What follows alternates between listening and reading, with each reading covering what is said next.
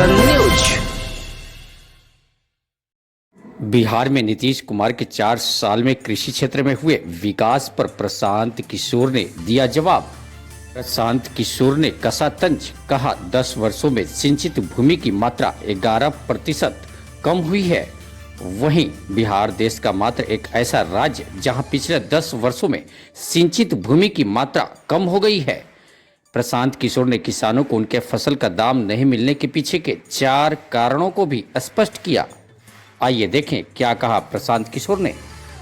तो बोलचाल की भाषा में लोग जो बता रहे हैं कि खेती करने वाले लोगों की हालत बिहार में ये है कि पहले आज से 10-15 साल पहले खेती करने वाले लोग अपना पेट काट के सत्तू खाकर 5 वर्ष अगर खेती करते थे तो ऐसी मंशा रखते थे कि 1, 2, 4, 5, 10 कट्ठा जमीन वो खरीदेंगे।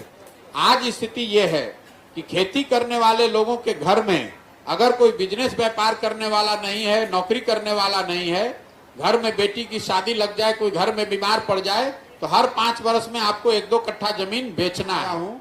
कोई ऐसा प्रखंड नहीं है जहां 2, 4, 5 हजार एकड़ जमीन जल जमाव के चक्कर में बर्बाद न हुआ हो, जिसको यहाँ लोकल भाषा में आप चौवर कहते हैं। हजारों एकड़ जमीन या तो वहां एक फसल हो रहा है या एक फसल भी नहीं हो रहा है। तो जितनी बड़ी समस्या बाढ़ की है, करीब करीब उतनी ही बड़ी समस्या यहाँ पर जल जमाव की भी है। एक और आंकड़ा मैं आपको बताना चाहता हूं, सिंचाई के संबंध में बिहार देश का एकमात्र ऐसा राज्य है जहां पिछले 10 वर्षों में सिंचित भूमि की मात्रा कम हो गई है 11% से।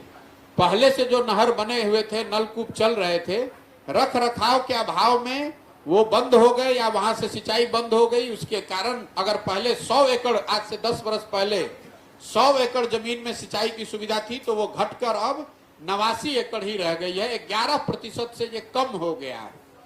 तीसरी जो बड़ी समस्या किसानों की है, जमीन और जल प्रबंधन के बावजूद जो किसान यहाँ पैदा कर रहा है उसको उसको उचित मूल्य नहीं मिलता है।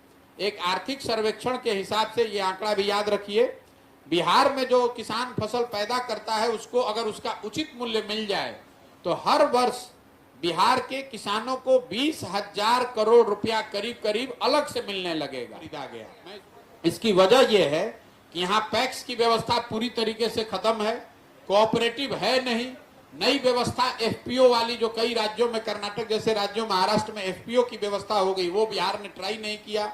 और प्राइवेट सेक्टर का जो कृषि आधारित उद्योग है वो है नहीं। इन 4 वजहों से यहाँ पर किसानों को उनके फसल का उचित दाम नहीं मिल रहा है।